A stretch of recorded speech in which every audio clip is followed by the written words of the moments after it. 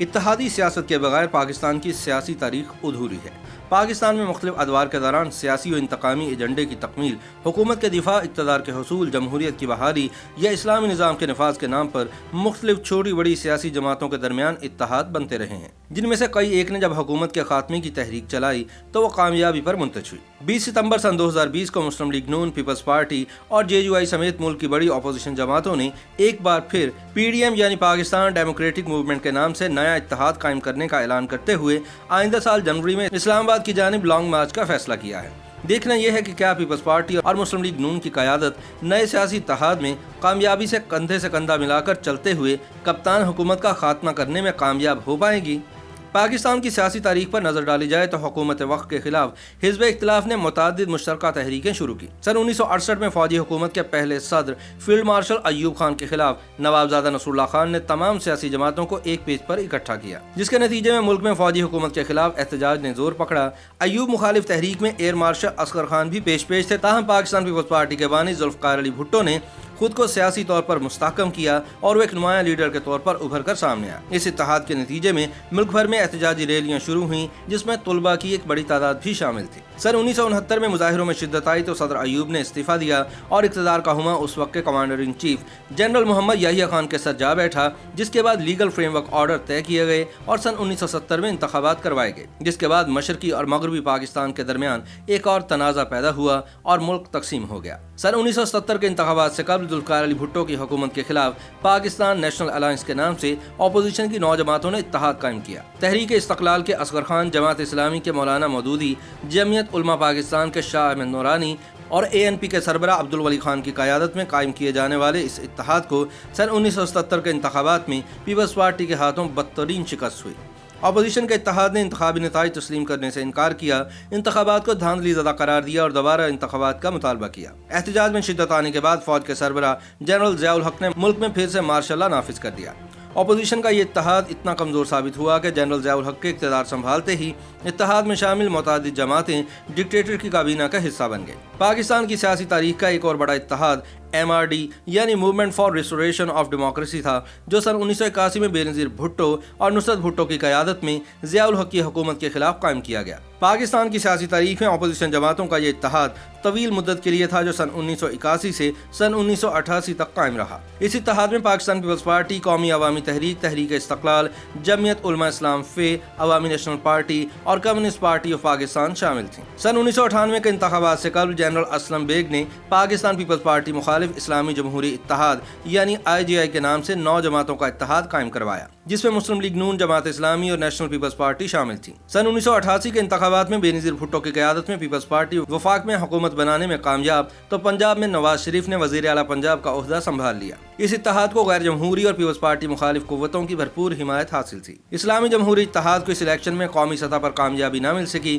تاہم یہ اتحاد صوبہ پنجاب میں کامیاب ہو کر حکومت بنانے کی پوزیشن میں آ گیا۔ قومی اسمبلی میں پاکستان پیپلز پارٹی 94 نشستوں پر انتخاب جیت کر مرکزی حکومت بنانے میں کامیاب رہی۔ اس انتخابی مارکے کے بعد پاکستان میں قبل از وقت انتخابات سن 1990 میں ہوئے۔ انتخابی میلہ سجا تو اس انتخابی دنگل میں 2 بڑے اتحاد بنے، جن میں پیپلز ڈیموکریٹک الائنس اور اسلامی جمہوری اتحاد، جو کہ پہلے سے بنا ہوا تھا۔ IJI کی قیادت نواز شریف جبکہ PDA کی قیادت بے نظیر بھٹو کر رہی تھی۔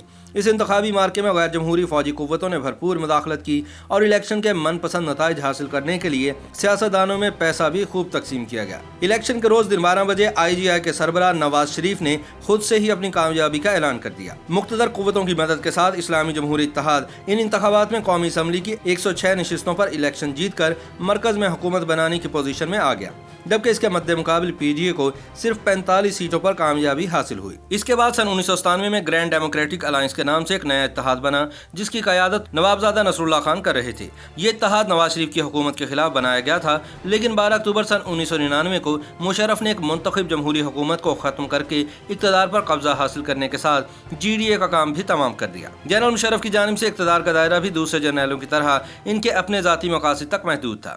متعدد تلخ تجربات کے بعد ملک کی سیاسی قیادت نے ملک میں جمہوریت کے استحکام اور مشرف عامریت کے خاتمے کے لیے مل کر جدوجہد کرنے اور باہمی اختلافات ختم کرنے کا فیصلہ کیا۔ ملک میں جمہوریت کی بحالی کے لیے ایک بار پھر ملک کی 15 سے زیادہ سیاسی جماعتیں ایک پلیٹ فارم پر متحد ہوئیں اور ایک نئے سیاسی اتحاد کی بنیاد رکھی گئی۔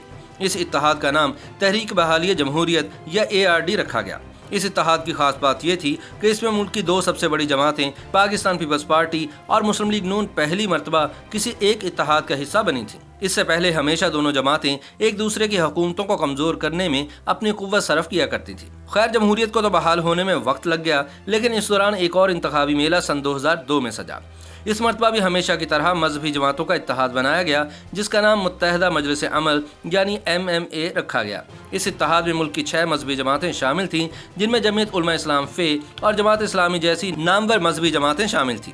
हर छोटे बड़े इत्तेहाद का मकसद इक़्तिदार हासिल करना होता है, जिसमें कभी कभी वो कामयाब भी हो जाते हैं। MMA को इन इंतखाबात में खैबर पख्तूनख्वा में सूबाई हुकूमत, जबकि सूबा बलूचिस्तान में मुस्लिम लीग काफ के साथ मिलकर सूबाई हुकूमत बनाने का मौका मिला। MMA इन इंतखाबात में कौमी असम्बली की 57 जनरल नशिस्तों पर कामयाबी हासिल करके मुल्क की तीसरी बड़ी सियासी कुव्वत बन गई। इस इलेक्शन के दौरान एक और इत्तेहाद भी बना था, जिसका नाम नेशनल अलायंस था।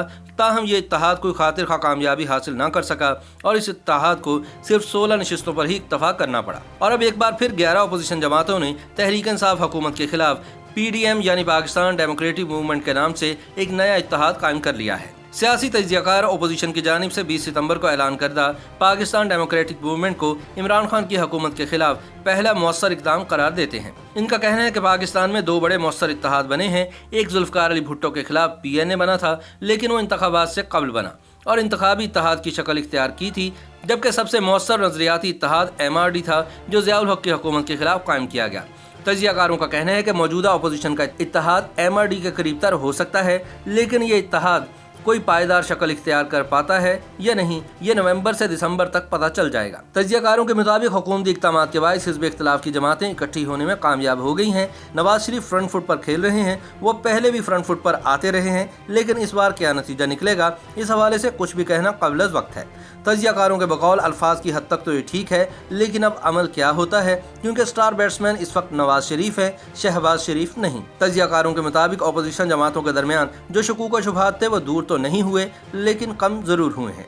ताहम इसमें कोई शक नहीं कि अपोजिशन जमातों के मुख्तदर हलकों के साथ अब भी राब्ते हैं। ताहम अब ये देखना है कि अपोजिशन जमातों के इत्तेहाद के बाद आने वाले दिनों में मुल्की सियासत में कौन सा भौचाल आने वाला है। सियासी पंडितों के नज़दीक अपोजिशन जमातें मुत्तहिद रहीं तो हुकूमत के खात्मे को कोई नहीं रोक सकेगा। YouTube पर गूगली न्यूज देखने के लिए youtube.com की सर्च बार में गूगली न्यूज TV टाइप करें। गूगली न्यूज के पेज पर सुर्ख रंग के सब्सक्रिप्शन वाले बटन पर क्लिक करना ना भूलिए। YouTube पेज पर अपलोड होने वाली वीडियोस से बाखबर रहने के लिए बेल आइकन पर क्लिक कीजिए। आपको हर नई वीडियो के बारे में नोटिफिकेशन मौसूल हो जाएगा।